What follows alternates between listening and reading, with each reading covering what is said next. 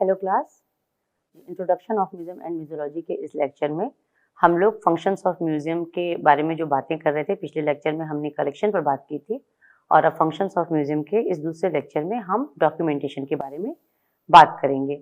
सबसे पहले हम ये समझने की कोशिश करते हैं कि म्यूजियम डॉक्यूमेंटेशन क्या होता है। जैसा कि हमने पहले लेक्चर में ये बात हुई कि म्यूजियम में लगातार कलेक्शन लाया जाता है, मंगाया जाता है, खरीदा जाता है, एक्सप्लोर करके, एक्टिवेट करके हर तरीके से म्यूजियम में कलेक्शन आता है।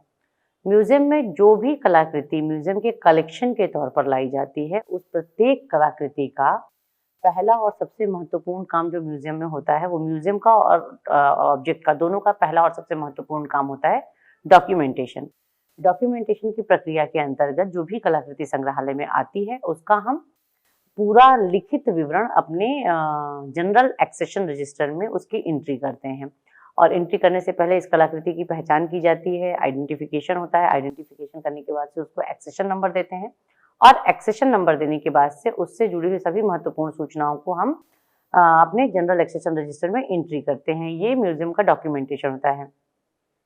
म्यूजियम का जो डॉक्यूमेंटेशन होता है वो इसलिए जरूरी है क्योंकि संग्रहालय में कलाकृतियों को जब भी लाया जाता है तो उनके बारे में पूर्ण लिखित विवरण, इसलिए जो पहला हम लिखित विवरण रखते हैं, जो हम फर्स्ट हैंड डॉक्यूमेंटेशन अपने जनरल एक्सेशन रजिस्टर में करते हैं, इसी डॉक्यूमेंटेशन के आधार पर बाद का हर डॉक्यूमेंटेशन किया जाता है। इसलिए प्राथमिक डॉक्यूमेंटेशन बहुत महत्वपूर्ण होता है। डॉक्यूमेंटेशन किस लिए किया जाता है वो हम अगर बात करें तो सबसे पहली बात है कि रिकॉर्ड रखने के लिए। दूसरी महत्वपूर्ण बात है कि अगर म्यूजियम में डॉक्यूमेंटेशन प्रॉपर तरीके से नहीं किया जाए तो पूरे म्यूजियम को व्यवस्थित रखने में बहुत मुश्किल होगी। सिर्फ याददाश्त के आधार पर कलाकृतियों को ना तो रखा जा सकता है, ना तो व्यवस्थित किया जा सकता है, ना ही सही समय पर जब उनकी जरूरत हो तो उनको तुरंत पाया जा सकता है। इसलिए पूरे म्यूजियम कलेक्शन को व्यवस्थित रखने के लिए डॉक्यूमेंटेशन की जरूरत होती है। डॉक्यूमेंटेशन जो प्राथमिक डॉक्यूमेंटेशन होता है, इसी के बिहाफ पर फर्दर चलने वाले सारे के सारे डॉक्यूमेंटेशन होते हैं। इसलिए फर्स्ट हैंड जो डॉक्यूमेंटेशन होता है वो जरूरी होता है। कभी भी किसी भी तरह की अगर कोई वैधानिक चुनौती आती है, किसी तरह का कोई प्रॉब्लम होता है, कोई कलाकृति चोरी हो गई या कोई कलाकृति पे कोई दूसरा म्यूजियम अपना अधिकार दिखाए, तो ऐसी स्थिति में हमारा जो म्यूजियम डॉक्यूमेंटेशन होता है, हमारा जो जनरल एक्सेशन रजिस्टर में एंट्री हुई है, कलाकृति के ऊपर मार्किंग हुई है, इसके माध्यम से हम कलाकृति के ऊपर अपना वैधानिक स्वामित्व अपना दावा कर सकते हैं। इसके अलावा जो हमारा डॉक्यूमेंटेशन है, डॉक्यूमेंटेशन में जिस नंबर जो हम एक्सेशन नंबर देने की प्रक्रिया अपनाते हैं, इस एक्सेशन नंबर देने की प्रक्रिया के माध्यम से हम हर एक ऑब्जेक्ट को एक यूनिक आइडेंटिफिकेशन नंबर देते हैं, जिससे कि उसकी पहचान बहुत आसान हो जाती है। क्योंकि प्रायः जो हम अपना डॉक्यूमेंटेशन करते हैं, तो जब हम अपने परमानेंट कलेक्शन का डॉक्यूमेंटेशन करते हैं तो उसमें एक्सेशन नंबर देने का और उसको मार्किंग करने का तरीका जो है कि एक फिक्स फॉर्मेट होता है हमारे म्यूजियम का। जबकि जब भी हम लोन पे कलाकृतियों को लेते हैं या बाहर से आई हुई कलाकृतियां होती हैं, तो उनके साथ डॉक्यूमेंटेशन करते समय हमारा ये जो तरीका होता है ये थोड़ा सा बदल जाता है। ऐसी स्थिति में हम अपनी कलाकृतियों के मार्किंग को ही देख करके ये समझ सकते हैं कि हमारा परमानेंट ऑब्जेक्ट है या कि टेम्परेरी ऑब्जेक्ट है। इसके अलावा हमारे लोकेशन का जो हमारे रजिस्टर में कॉलम होता है, उसके माध्यम से बहुत आसानी से अपने कलेक्शन को, अपनी कलाकृतियों को हम फाइंड आउट कर सकते हैं। तो इस तरीके से संग्रहालय को व्यवस्थित रखने के लिए, कलाकृतियों पर अपना स्वामित्व सिद्ध करने के लिए, कलाकृतियों के साथ कहीं भी कोई वैधानिक समस्याएं या चुनौतियां आने की स्थिति में उस पर अपना दावा प्रूफ करने के लिए संग्रहालयों को कलाकृतियों के डॉक्यूमेंटेशन की आवश्यकता पड़ती है।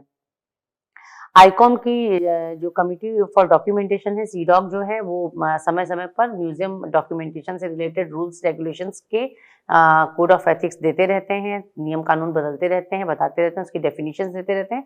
तो ये एक महत्वपूर्ण कमिटी है जो अंतर्राष्ट्रीय स्तर पर संग्रहालय प्रलेखन से संबंधित नियमों को बार बार प्रतिपादित करते हैं और बार बार उसमें जो चेंजेस होते हैं, जो समय के साथ बदलाव हो रहे हैं या जो रिक्वायरमेंट्स बदलती जाती हैं, उसके हिसाब से उनको अपग्रेड करते रहते हैं। तो आईकॉम की सीडॉक जो है, उसके ही रूल्स रेगुलेशंस प्राय आज दुनिया में ज्यादातर संग्रहालयों द्वारा फॉलो किए जा रहे हैं।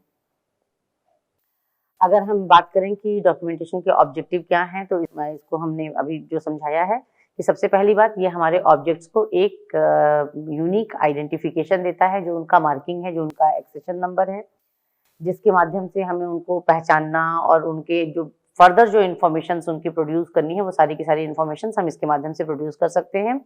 इसके अलावा उनका जो रिटन जो डिटेल होता है, वो बाद में क्यूरेटोरियल स्टाफ के लिए हेल्पिंग हैंड की तरह से काम करता है और जो भी हमारे सीरियस विजिटर्स जब कभी भी म्यूजियम कोई आता है, कोई मिलना चाहता है, कुछ पब्लिकेशन होना है उस पे, तो ये जो फर्स्ट हैंड का हमारा इन्फॉर्मेशन है, ये हेल्प करता है। ऑथेंटिकेशन ऑफ लीगल सिस्टम, उसकी जो बात करें कि लीगल क्लेम के लिए हमारा ये ऑथेंटिकेशन करने के लिए काम में आता है। इसके अलावा म्यूजियम को मैनेज करने में और म्यूजियम स्टाफ के टाइम और एनर्जी को सेव करने के लिए डॉक्यूमेंटेशन बहुत काम आता है, क्योंकि पहले ही बताया गया है कि 1.5 लाख, 2 लाख, 5 लाख, 10 लाख का जो ऑब्जेक्ट्स हैं, इनको किसी की याददाश्त के भरोसे नहीं छोड़ा जा सकता है, और खास करके इनकी लोकेशन फाइंड आउट करना, अगर इनका प्रॉपर डॉक्यूमेंटेशन नहीं हुआ है तो वो बहुत मुश्किल हो जाएगा समय पर किसी कलाकृति को प्राप्त करना।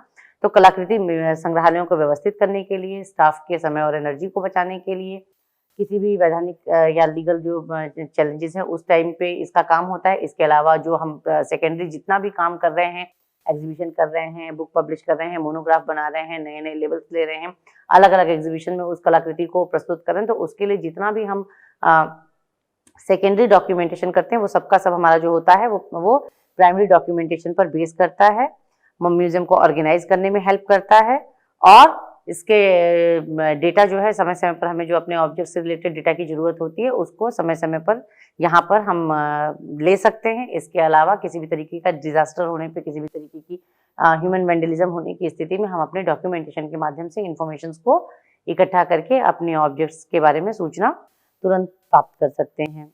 डॉक्यूमेंटेशन के बारे में अगर बात की जाए तो आईकॉम सीडॉक की तरफ से बहुत सारी पॉलिसीज टाइम टाइम पर दी गई हैं। स्क्रीन पर आप इसको देख सकते हैं कि म्यूजियम्स को जो है कि डॉक्यूमेंटेशन के लिए कुछ रूल रेगुलेशंस होते हैं जिनको मानना चाहिए।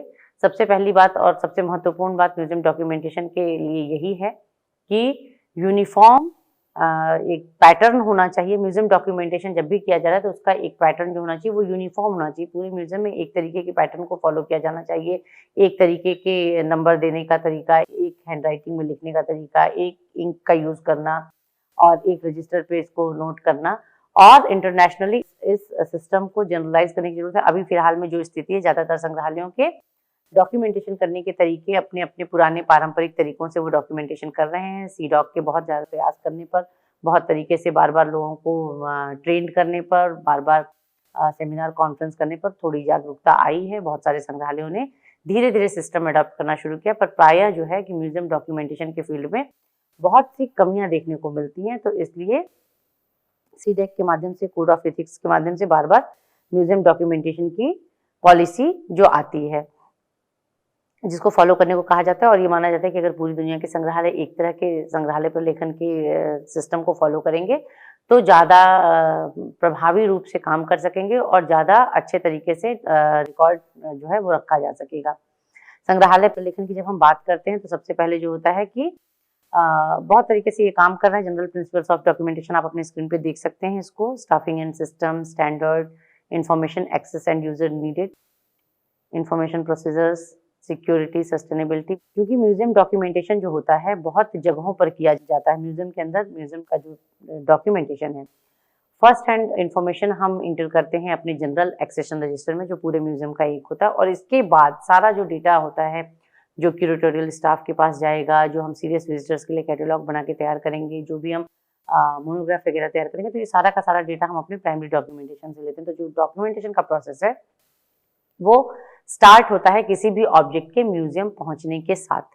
पहले ही बताया गया कि संग्रहालय का और कलाकृति का पहला और सबसे महत्वपूर्ण काम होता है कलाकृतियों का डॉक्यूमेंटेशन करना। तो जब भी कोई कलाकृति संग्रहालय में आती है और उसका जो पहला जो उसकी एंट्री होती है वो होती है डे बुक के अंदर।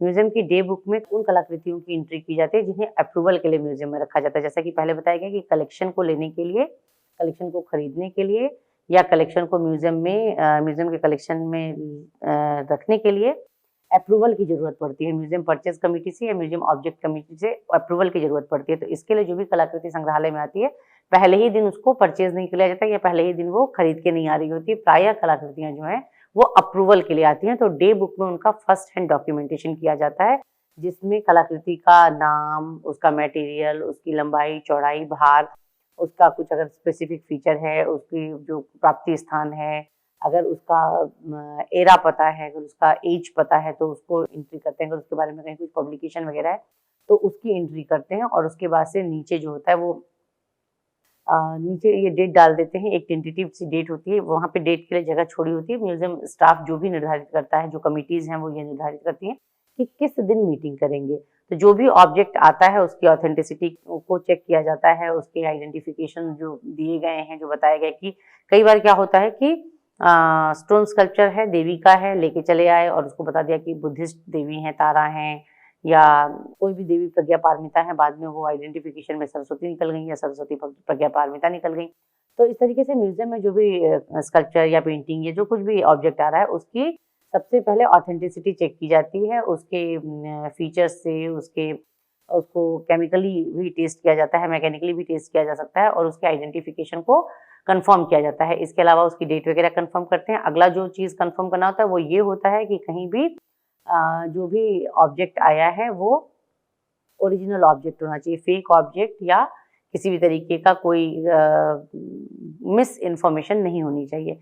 इन सारे एस्पेक्ट्स को जो भी ऑब्जेक्ट आया है जिसकी डेवलप में एंट्री की गई है, उसकी एज, उसका एरा, उसके जो फीचर्स हैं और उसके जो आइडेंटिफिकेशन में अगर ये कंफर्म होता है कि ये ओरिजिनल ऑब्जेक्ट है तो उसके बाद से कमेटी की मीटिंग होती है और कमेटी की मीटिंग की डेट भी डे बुक में डालते हैं। और अगर इस पूरे प्रोसेस के बाद कलाकृति संग्रहालय के लिए खरीदी जाती है या रख ली जाती है संग्रहालय के लिए, तो फिर उसकी एंट्री जो है जनरल एक्सेशन रजिस्टर के अंदर की जाती है। और अगर इन केस ये कलाकृति म्यूजियम नहीं खरीद रहा है या म्यूजियम नहीं इसको एक्सेप्ट करा, तो ऐसी स्थिति में जो डे बुक का डॉक्यूमेंटेशन है वहीं पर date of meeting, date of जो मीटिंग हुई है, मीटिंग के बाद से जो मीटिंग का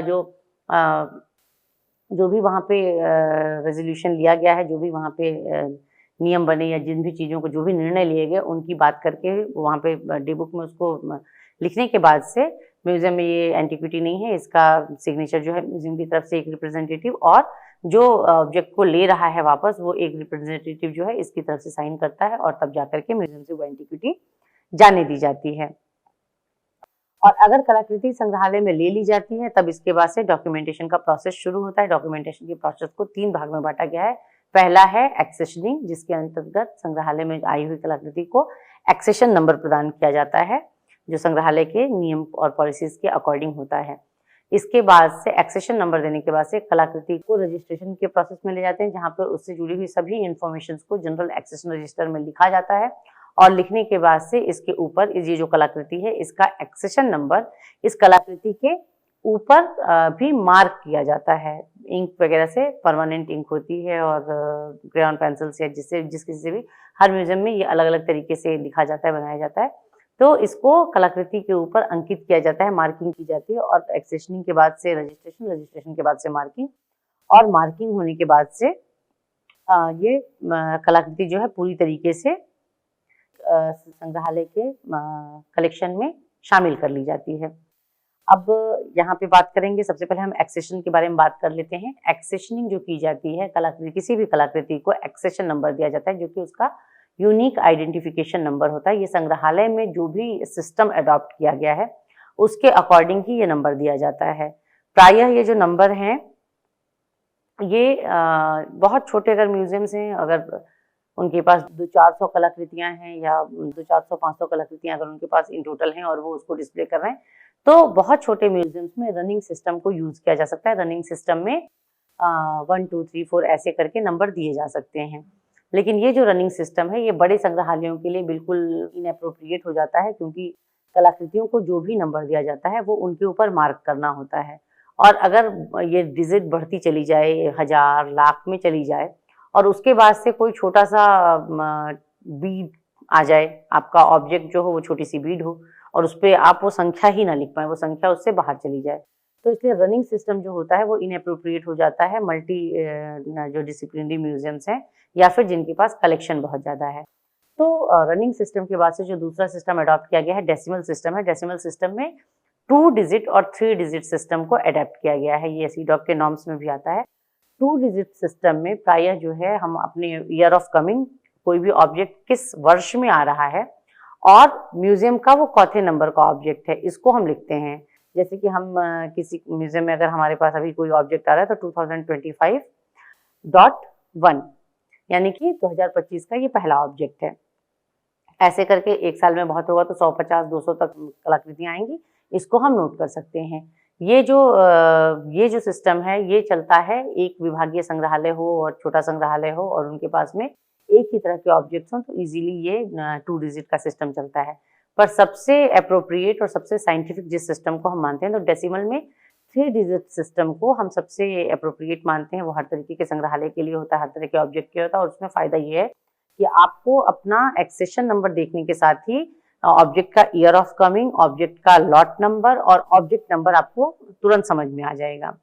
कुछ इंडियन म्यूजियम्स में ऑब्जेक्ट जो 3 डिजिट का सिस्टम है उसमें ऑब्जेक्ट का ईयर ऑफ कमिंग लिखते हैं। उन्होंने अपने डिफरेंट सेक्शंस के लिए डिफरेंट नंबर्स को चूज कर रखा है और वो सेक्शंस को उन नंबरों से जैसे कि पेंटिंग के लिए 1, स्कल्पचर के लिए 2, ऐसे करके उन्होंने अपने नंबर चुन रखे हैं और ईयर ऑफ कमिंग लिखते हैं, अपने सेक्शन का नंबर लिखते हैं और ऑब्जेक्ट का नंबर लिखते हैं। तो इससे बहुत इजीली ये समझ में आ जाता है कि 2025 में अगर मान लीजिए कि एक उन्होंने पेंटिंग के कलेक्शन के लिए दे रखा है तो 2025.1.1, तो ये हो गया कि 2025 के पेंटिंग के कलेक्शन में पहले नंबर का ऑब्जेक्ट है। लेकिन इंटरनेशनली वो सेक्शंस की बात नहीं कर रहे हैं, वहाँ पे 3 डिजिट जो डेसिमल सिस्टम है, 3 डिजिट का सिस्टम है, उसमें वो कहते हैं कि ईयर ऑफ कमिंग लिखेंगे, लॉट नंबर लिखेंगे। प्रायः जो बहुत बड़े संग्रहालय हैं वहाँ पर जो कलाकृतियाँ होती हैं वो एक बार में एक साथ बहुत सारी कलाकृतियाँ आ रही होती हैं, तो उन्होंने लॉट नंबर दे रखा है और लॉट नंबर के बाद से फिर वो ऑब्जेक्ट नंबर देते हैं डॉक्यूमेंटेशन के सिस्टम में।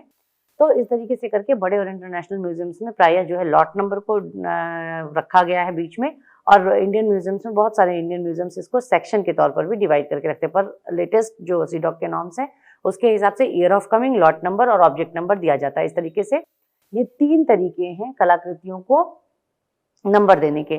एक्सेशन नंबर देते समय ये हमेशा ध्यान रखा जाता है, कुछ छोटे छोटे नियम हैं जिनका ध्यान रखना बहुत जरूरी होता है। जैसे कि एक्सेशन नंबर जब हम दे रहे होते हैं कलाकृतियों को, तो कभी भी हमको ईयर ऑफ कमिंग को एब्रीविएशन में नहीं रखना है। हम जब ईयर मेंशन करेंगे अपने ऑब्जेक्ट्स के ऊपर तो वो एब्रीविएशन में नहीं जाएगा। जैसे 2025 को हम 25 नहीं लिख सकते हैं, क्योंकि म्यूजियम्स की जो हिस्ट्री आपने पढ़ी और आप लोग जो देख रहे हैं, बहुत सारे ऐसे म्यूजियम्स हैं जो 250-300 सालों से चल रहे हैं, 200 साल पुराना है, 300 साल पुराना है। तो ये जो संग्रहालय है, अगर इन्होंने ईयर ऑफ कमिंग को एब्रीविएशन करके लिख लिया, जैसे कि कुछ जगहों पे भारतीय संग्रहालय में, कुछ बहुत महत्वपूर्ण भारतीय संग्रहालयों में ये गलती हुई है कि डेसिमल सिस्टम में ईयर ऑफ कमिंग को एब्रीविएशन में लिखा गया है। अब मानिए कि 1949 के लिए लिख दिया 49 और उसको आगे बढ़ा दिया। अब अगले कुछ ही सालों में ये प्रॉब्लम आने वाली है कि 49 को वो कंटिन्यू नहीं कर पाएंगे, और अगर वो 49 को कंटिन्यू नहीं करेंगे तो फिर वो 100 साल के गैप पे अपनी जो कलाकृतियां उनको नहीं पहचान पाएंगे कि ये 1949 में आई थी या 2049 में आई थी।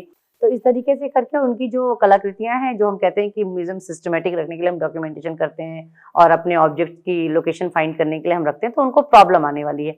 इसलिए सीडॉक के नॉर्म्स के अनुसार ये मानते हैं कि ईयर ऑफ कमिंग को कभी भी एब्रीविएट नहीं करना है। जो भी हम अपना लॉट नंबर अगर हम दे रहे हैं 3 डिजिट में, या फिर हम अपना सेक्शन का नंबर दे रहे हैं, तो कभी भी हम उसको अल्फाबेटिकल नहीं रखेंगे। हम सेक्शंस का, जैसे कि पेंटिंग के लिए P और स्कल्पचर के लिए S और टेक्सटाइल के लिए T यूज नहीं करेंगे। लॉट नंबर के साथ भी ये बात है और सेक्शन नंबर के साथ भी ये बात है, क्योंकि अगर हमने अल्फाबेटिकल तरीके से किया, मानिए अभी हमारे म्यूजियम में पेंटिंग्स रखी गई हैं, तो हमने पेंटिंग के लिए P यूज कर लिया अपने 3 डिजिट के सिस्टम में डेसिमल में, और आज के 50 साल बाद हमारे म्यूजियम में प्रिंटेड मटेरियल भी रखा जाने लगा। अब हम P को कहाँ पे 2 जगह पे रखेंगे?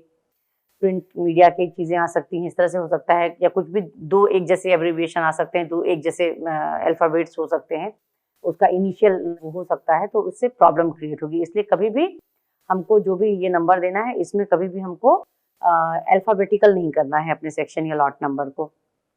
इसके अलावा कभी भी स्लैश का उपयोग नहीं करना है अपने नंबर को डिवाइड करने के लिए, हमेशा हमको डेसिमल का ही यूज करना है।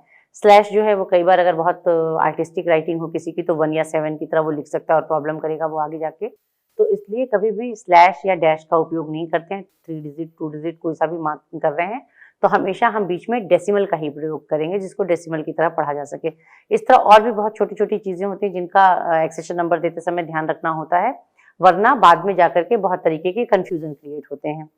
अब एक्सेशन नंबर देने के बाद से इनकी जो भी ऑब्जेक्ट है, इसकी एंट्री हम म्यूजियम के जनरल एक्सेशन रजिस्टर पर करते हैं। म्यूजियम में डॉक्यूमेंटेशन के बहुत सारे डॉक्यूमेंट्स होते हैं। जनरल एक्सेशन रजिस्टर है, सेक्शन एक्सेशन रजिस्टर है, कार्ड इंडेक्स है, लूज लीफ है, इसके अलावा डे बुक में एंट्री होती है, हिस्टोरिकल फाइल में एंट्री होती है, कंजर्वेशन के लिए एंट्री होती है, फोटोग्राफिक रिकॉर्ड रखे जाते हैं। तो बहुत सारे डॉक्यूमेंट हैं जिन पर डॉक्यूमेंटेशन किया जाता है, लेकिन पहला और सबसे महत्वपूर्ण जो डॉक्यूमेंट है जिस पर पूरे संग्रहालय का डॉक्यूमेंटेशन आप एक जगह देख सकते हैं वो है GAR, general accession register. GAR को इटसेल्फ म्यूजियम ऑब्जेक्ट के रेयर एंड वैल्यूएबल ऑब्जेक्ट की तरह ट्रीट किया जाता है, क्योंकि पूरे म्यूजियम का रिकॉर्ड यहाँ पे होता है। जैसे कि हमने बताया कि कोई भी वैधानिक जो समस्या आती है, जो चैलेंजेस आते हैं, वैसी स्थिति में हम अपने GAR का उपयोग करते हैं। तो GAR के साथ इस बात का ध्यान रखना बहुत जरूरी होता है कि इसके साथ किसी भी तरह की छेड़छाड़ या मिलावट ना हो। तो GAR को ऑब्जेक्ट के डॉक्यूमेंटेशन के बाद प्राइमरी डॉक्यूमेंटेशन होता है। प्राइमरी डॉक्यूमेंटेशन के बाद इस डॉक्यूमेंटेशन को सेक्शन के डॉक्यूमेंट के जो रजिस्टर होते हैं वहां पर इसको कॉपी कर लिया जाता है, और जनरल एक्सेशन रजिस्टर को बहुत ही महत्वपूर्ण एक म्यूजियम ऑब्जेक्ट की तरह ट्रीट करते हुए बहुत ही सुरक्षित हाथों में बहुत ही सुरक्षित तरीके से रखा जाता है, वो सबकी पहुंच से बाहर होता है। जनरल एक्सेशन रजिस्टर पे जो डॉक्यूमेंटेशन होता है किसी भी कलाकृति का, तो सबसे पहले उसका एक्सेशन नंबर लिखते हैं, फिर उसका आने की डेट और टाइमिंग होगी, कलाकृति विशेष का नाम, वो किस मटेरियल से बना हुआ है, उसका बेसिक मटेरियल क्या है, जैसे कि वुड हो सकता है, स्टोन हो सकता है, मेटल हो सकता है, फिर मेटल में भी वो स्पेसिफाई हो सकता है कि गोल्ड है, सिल्वर है, कॉपर है। तो नाम लिखते हैं, उसका बेस मटेरियल लिखते हैं, उसकी लंबाई, चौड़ाई, ऊंचाई, उसका भार, उसकी प्राप्ति स्थान, उसको संग्रहालय तक लाने का जो माध्यम है, खरीद के आया है या दान में आया है या लोन में आया है, उसको लिखते हैं। इसके अलावा कलाकृति पर अगर कहीं किसी तरह की कोई टूट फूट है, कोई काट छांट है, कोई उसका कंजर्वेशन का काम किया गया है, उसके बारे में जानकारी देते हैं। इसके बाद से उसके लोकेशन का एक कॉलम होता है। लोकेशन के कॉलम को हमेशा पेंसिल से भरा जाता है, और जब भी ऑब्जेक्ट की लोकेशन चेंज होती है तो लोकेशन के उस कॉलम को तुरंत अपडेट कर दिया जाता है, ताकि कभी भी किसी तरह की कोई कंफ्यूजन क्रिएट ना हो। म्यूजियम में रहते हुए भी ऑब्जेक्ट की लोकेशन बहुत बार बदलती है, जैसे कि म्यूजियम में वो स्टोरेज में हो सकता है, या फिर वो आपके गैलरी में हो सकता है, डिस्प्ले में हो सकता है, या फिर वो कंजर्वेशन की लैब में हो सकता है। तो इस तरीके से म्यूजियम में रहते हुए भी ऑब्जेक्ट की लोकेशन जो है बहुत जगह पे बदलती रहती है। तो लोकेशन का कॉलम जो है वो हमेशा पेंसिल से भरते हैं और उसको तुरंत अपडेट करते हैं लोकेशन के बदलने के साथ। इसके बाद से उस ऑब्जेक्ट से रिलेटेड माइन्यूट डिटेल्स लिखते हैं, जैसे कि उसके कुछ आर्टिस्टिक फीचर हैं, किस काल से संबंधित है, अगर उसके ऊपर कुछ पब्लिकेशन हुआ है, अगर उसके ऊपर कुछ कंजर्वेशन हुआ है, और उससे रिलेटेड और कुछ अगर इंपॉर्टेंट बातें हैं तो उसको लिखा जाता है।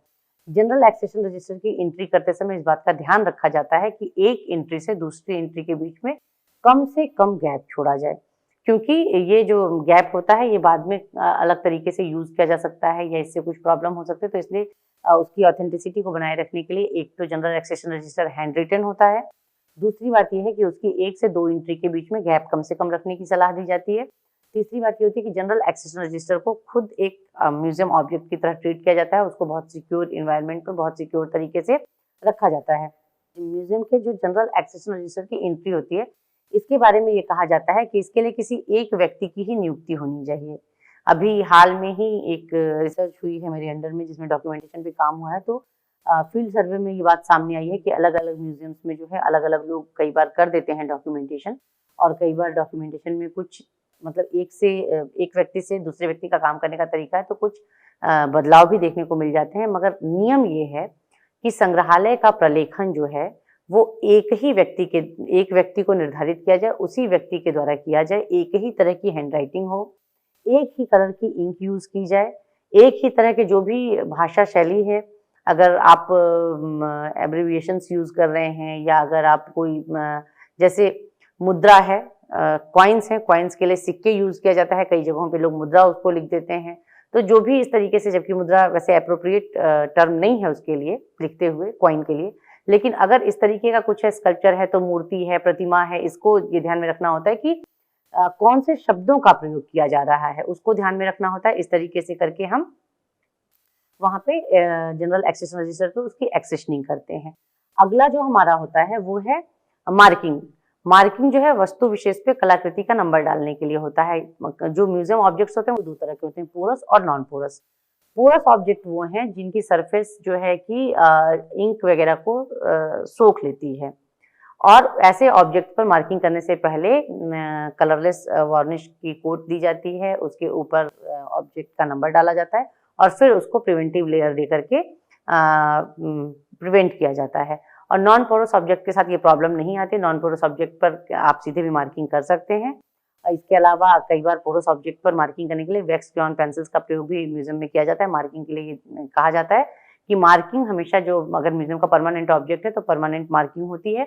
मार्किंग में हमेशा ये ध्यान देना चाहिए कि वो बहुत प्रोमिनेंट जगह पे और आई कैची जगह पे नहीं होना चाहिए। ऐसा नहीं है कि कोई मूर्ति है और उसके फेस पे मार्किंग कर दी या सामने की तरफ कहीं मार्किंग कर दी। प्रायः ये एडवाइस किया जाता है कि मूर्तियों के या जो भी आपका ऑब्जेक्ट है उसके पीछे दाहिनी तरफ नीचे की तरफ एक सीक्वेंस में या बाएं कर लीजिए या दाएं कर लीजिए, पर एक तरफ करिए। वो एक यूनिफॉर्मिटी होनी चाहिए कि आपको अपना एक्सेशन नंबर जब भी देखना हो आप उसको आसानी से वहां से देख सकें। इसके अलावा डॉक्यूमेंटेशन दो तरीके से म्यूजियम्स में आजकल किया जा रहा है। मैनुअल डॉक्यूमेंटेशन है जो कि जनरल एक्सेशन रजिस्टर के, अभी मैंने बताया कि एक व्यक्ति की नियुक्ति होनी चाहिए और उसके हैंडराइटिंग में जनरल एक्सेशन रजिस्टर में एंट्रीज होनी चाहिए।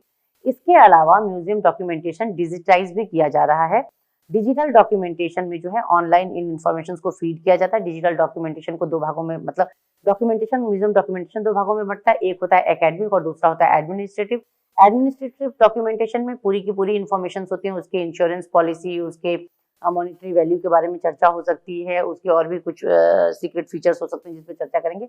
लेकिन एकेडमिक जब हम डॉक्यूमेंटेशन करते हैं तो उसमें बहुत सारी इन्फॉर्मेशन को हम फिल्टर कर लेते हैं।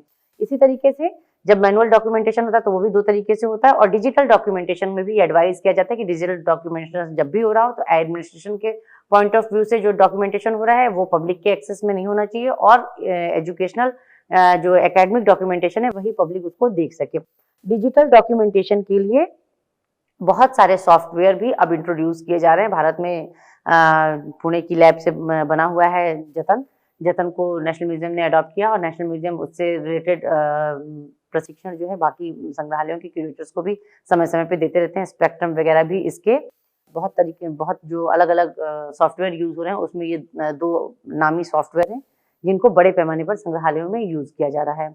इसके अलावा ये जो डॉक्यूमेंट्स हैं जनरल एक्सेशन के बाद सेक्शन के बाद से कार्ड इंडेक्स और ये कैटेलॉग बनाए जाते हैं जिनको कि यूजुअली सीरियस विजिटर्स को और आउटसाइडर्स को अगर जरूरत होती है तो कैटेलॉग वगैरह ही प्रोवाइड किया जाता है। बाकी डॉक्यूमेंट्स सबके देखने के लिए नहीं होते हैं, उनको अच्छे तरीके से संभाल कर रखा जाता है। क्यूरेटोरियल स्टाफ उनको यूज करता है।